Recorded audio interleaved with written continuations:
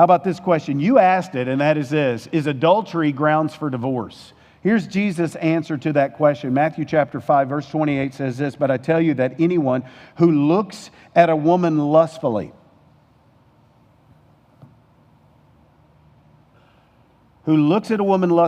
has already committed adultery with her in his heart.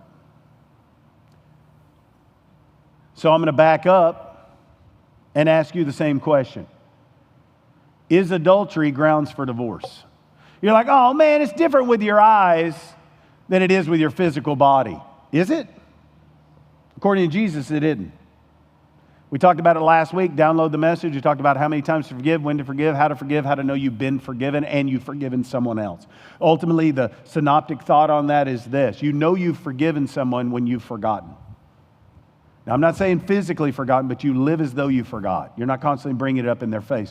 I am saying adultery is not the unpardonable sin. I would even get into a little bit of text scrutiny with you on the whole issue of the word adultery and the translation of the Greek of porneia. I understand this. Marriages don't always make it. God forgives divorce. God forgives adultery.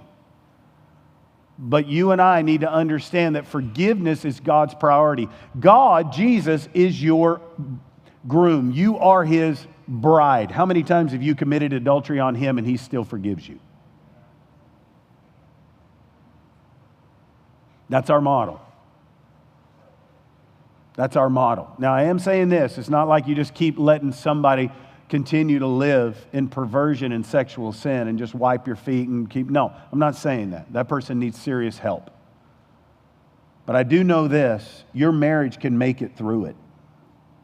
Your marriage can make it through it. You need to guard your heart, guard your eye gate, and then you need to practice 4 of the hardest phrases for some reason in marriage. These are the 4 hardest phrases in marriage. Practice these. Number 1 is this phrase: I was wrong. You need to learn to say that. And then you need to get help when you're wrong. You need to look at your spouse and say, I was wrong. And pride will keep you from doing this. Pride will keep you from doing this. The second phrase you need to say is this: I'm so sorry. Now, sorry this is reserved for non-conditioned sin. This is reserved for moments where it not necessarily is sin, but you know you need to just make that understanding relationship right. I'm so sorry. And don't argue and don't wrestle and just say, I was wrong. The third phrase that is so hard for people to say if they want to move into a healthy marriage, and that is this: please forgive me. And I tell people all the time, if you have sinned against your spouse, don't say I'm sorry, say please forgive me. Please forgive me. Use biblical language, use Jesus language. It changes the whole game. Because what happens is, if you're not willing to say, please forgive me, what a lot of people do is they go to sorry, but they don't even say sorry all the way, do they? They fold their arms and they do like this and they go, sorry. What'd you say? It's like, oh, sorry. You know what I'm saying? If you don't laugh, you're going to cry right now, married people. And you're like, did you leave the microwave door open? You're like, sorry. You always leave the microwave. Don't you wish it was something bigger than the microwave? I've had marriage mentoring and people come in and it's like, he every time he warms up his chili, it's just everywhere. Yeah. Straight to marriage hell, which is my next point. Please forgive me. It's a great phrase, it's a game-changing phrase. Here's the last phrase you need to say if you want a healthy marriage, and that is this: I need help. If you've never been there, you've never been in a growing, healthy marriage. You're going to need help. You're going to need encouragement. You're going to need somebody to get you through the difficult time, because you're going to say to yourself, oh, I shouldn't. No, you can make it. You just need some help. You need some encouragement. You need some inspiration. And you don't need somebody that just listens to you badmouth your spouse. You need somebody that moves you to solvable issues, not perpetual issues, not where you're constantly, perpetually dealing with the same thing. If you're dealing with the same thing in marriage, here's what I got for you. 2 words: grow up. Grow up. Choose to move from 3rd grade, the way you respond, to actually being a mature adult. I mean, you treat people at Walmart better than you do your spouse. And they stole the last bag of Fritos and you still act like you like them. You can do that in marriage. Work on it. How do I affair-proof my marriage? I'm going to give you, they're in your notes. I'm just going to read them. You can go over them another time because I don't have time to do it. But here's how you affair-proof your marriage away from adultery, and that is this. Number one, respect your marriage and respect your mate. If you want to be right, you're going to have a terrible marriage. If you want to stay reconciled, you're going to have a beautiful marriage. If you just fight for your rights, like the Beastie Boys, you're going to miss out on God's best for your life. You need to make sure you're willing to show respect. And then number two is responsibility. You know who you're responsible for in your marriage? You. There's somebody right now saying, man, I hope my wife's listening to this. There's some husband right now saying that. There's some wife saying, oh, I hope my husband listens. It's you. Be the best you and lift the whole atmosphere of your marriage. Just lift your whole marriage up.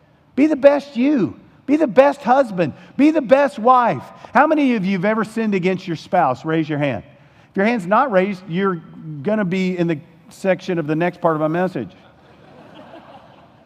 Of course we've let him down. Please forgive me. Move on. Go to the next level. Now, if you need some mentoring, some encouragement, obviously get some.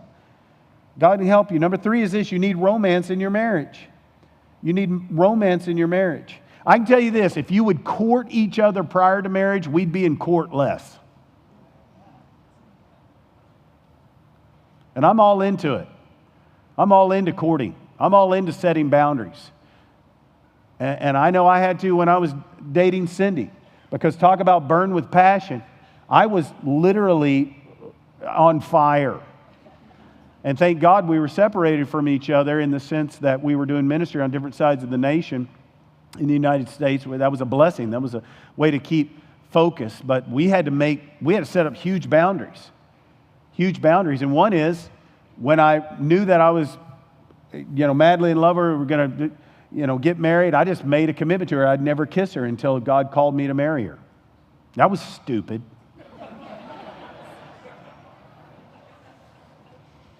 No, it was great. And here's the thing, I didn't light some wick that I couldn't put out. I set boundaries. Why? Because I wanted to make sure that in courting her, I could hear God's voice and I wasn't manipulated by my flesh. And by the way, parents, that's what you should do. If you advocate for your fourth grade kids to be holding hands with another fourth grader and you think it's cute, I'm just going to tell you right now, I'm going to click dislike on your picture. And I just tell everybody, and I mean this, and it sounds sarcastic, but I would not date unless you can pay for a house payment. When you're ready to rent an apartment and you can pay for house payment and put a deposit, that's when I would date. Now, I'm not saying you are renting, I'm saying you can. I mean, why ruin somebody's life in high school acting like you care about them? I'm not saying high school people don't date and don't fall in love. I'm not saying that. I'm just saying making sure you got boundaries so you can be successful as you move forward. Romance, remember, is the next one. And I'm telling you, remember. You remember when you wait? Can I go back to the 80s because we know that's when God's favor was on America and the world? How many of y'all remember waiting on the phone to ring in the 80s? Anybody here? How many of you remember buying the extension cord or whatever it was called back then? It was 90 foot of cord that went 9,000 feet. You remember that? I could climb 2 flights of stairs with that thing, and I was waiting on Cindy to call. That's how you need to remember your marriage. When you cared how you looked, when you bought Dracar Nor and sprayed it all over your body. You're like, you want to smell good, look good. That's what you need to remember. And you need to be passionate about your marriage, and you can affair-proof it that way in a big, big way. And the last is resolve things. Resolve things. I know a ton of people that are ready to say I do and put it on Instagram. Very few want to say I don't. I don't quit.